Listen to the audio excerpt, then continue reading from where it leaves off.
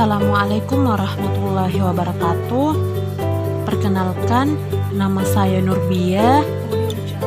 Di sini saya akan menjelaskan apa itu interpretasi realitas budaya pada teori persepsi.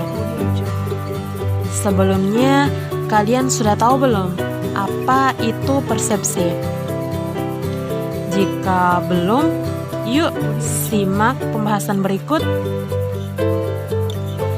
Jadi, persepsi berasal dari bahasa Latin yaitu perceptio atau percipio yang merupakan tindakan menyusun, mengenali, dan menafsirkan informasi sensoris guna memberikan gambaran dan pemahaman tentang lingkungan. Persepsi adalah pengalaman tentang objek, peristiwa, atau hubungan-hubungan yang diperoleh dengan menyimpulkan informasi dan menafsirkan pesan, di mana persepsi ini akan memberikan makna pada stimulus indrawi. Persepsi juga dikatakan sebagai proses pemahaman atau pemberian makna atas suatu informasi terhadap stimulus. Jadi, bagaimana contoh dari persepsi itu? Dunia yang ada di pikiran kita yang meliputi simbol, budaya, benda, manusia, peristiwa, ideologi, bahkan iman, itulah contoh dari persepsi. Kemudian, bagaimana persepsi kita?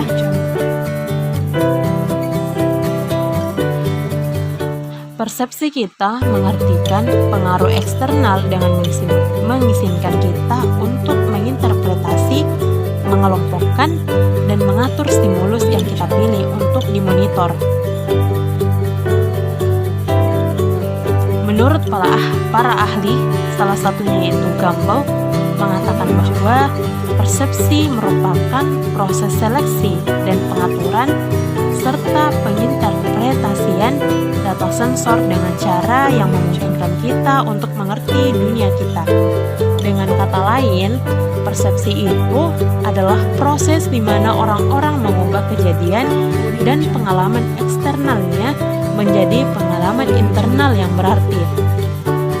Sedangkan menurut Singer mengatakan bahwa persepsi itu ialah di mana kita mengalami segala sesuatu di dunia ini bukan sebagaimana adanya, namun hanya ketika dunia ini datang melalui alat indera kita, yang melibatkan bagaimana kita secara kognitif mengelola proses tersebut.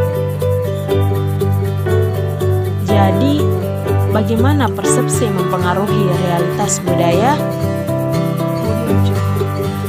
Pada pembelajaran klasik dari Buckbee mengatakan bahwa anak-anak Meksiko dari desa dan anak-anak dari budaya dominan di Amerika Serikat memandang untuk sesaat sebuah stereogram di mana satu mata diperlihatkan terhadap pertandingan baseball, sementara yang lainnya diperlihatkan terhadap pertandingan adu banteng secara keseluruhan. Anak-anak ini melaporkan bahwa mereka melihat pemandangan yang berhubungan dengan budaya mereka. Anak-anak Meksiko cenderung melaporkan bahwa mereka melihat adu banteng, sedangkan anak-anak dari budaya dominan di Amerika Serikat mengatakan bahwa mereka melihat pertandingan baseball. Jadi, mereka ini cenderung untuk melihat dan melaporkan apa yang biasa mereka lihat. Kredibilitas pribadi merupakan sifat yang dibentuk oleh budaya akibat dari variasi budaya. Jadi, apakah kepercayaan dibentuk oleh budaya? Menurut dari Rogers dan Stanford mengatakan bahwa kepercayaan itu bekerja sebagai sistem penyimpanan bagi pengalaman masa lalu, termasuk pemikiran, ingatan, dan interpretasi terhadap suatu peristiwa. Kepercayaan itu dibentuk oleh budaya seseorang.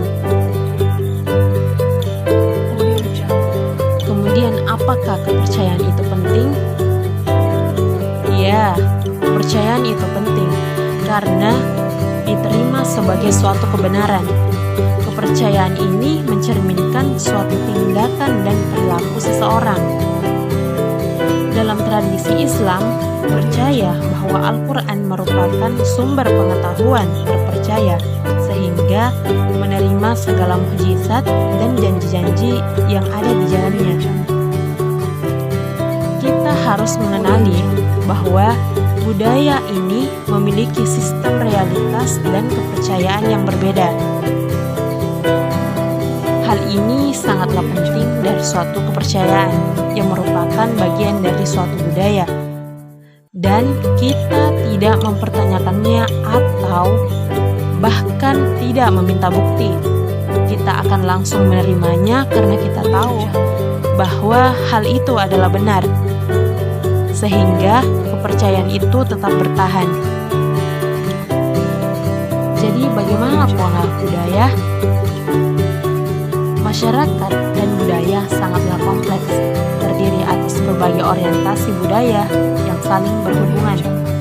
Seperti istilah payung yang sering digunakan untuk berbicara tentang kepercayaan dan orientasi lainnya secara kolektif yang merupakan pola budaya. Jadi, apa rintangan jika menggunakan pola budaya? Yang pertama, kita lebih dari budaya kita. Yang kedua, pola budaya merupakan hal yang terintegrasi. Yang ketiga, pola budaya merupakan hal yang dinamis. Yang keempat, pola budaya dapat bertentangan. Jadi, apa yang menjadi peran budaya? Salah satu dari peranan budaya adalah menyediakan layar yang selektif antara manusia dan dunia luar.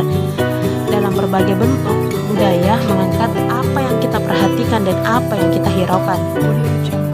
Mungkin itu saja yang dapat saya jelaskan.